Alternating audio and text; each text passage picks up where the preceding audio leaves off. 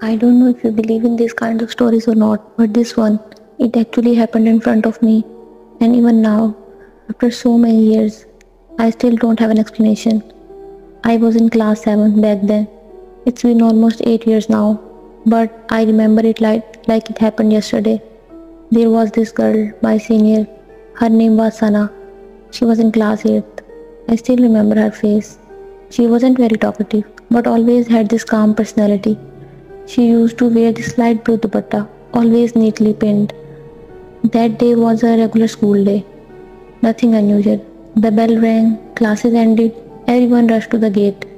I was walking out with my friends when I saw Sana standing near the stairs. She looked like she was searching for something. Then I heard her say to another classmate, "Oh no, I left my water bottle in the classroom. I'll just go and grab it." That classroom was on the second floor. That was the last time anyone saw her. She went up alone. It was already quiet in the building. Most of the students had left.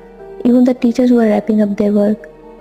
After around 10 to 20 minutes, one of the PMs was locking up the rooms and noticed that the door of class 8B was still open.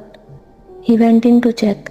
Sana's school bag was still there, her bottle too, but Sana was nowhere to be found. They thought maybe she had gone to the washroom, so they checked the nearby one, the girls' washroom on the same floor. It was empty, but one of the stall doors was slightly open, and there was water dripping on the floor, like someone had just been there.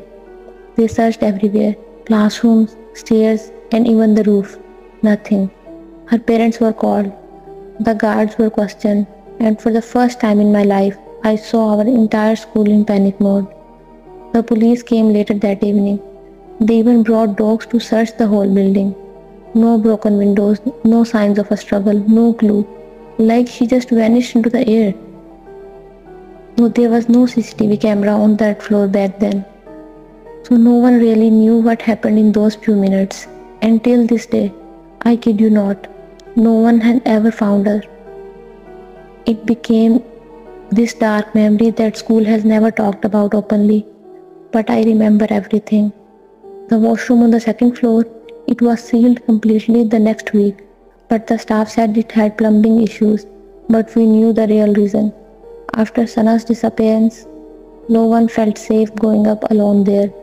And even the weirdest thing, one of the cleaning ladies who worked there in the evenings said she once heard someone crying inside that locked washroom.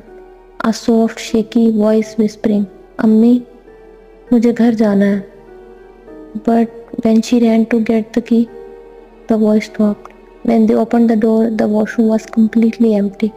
I don't know where Sana went.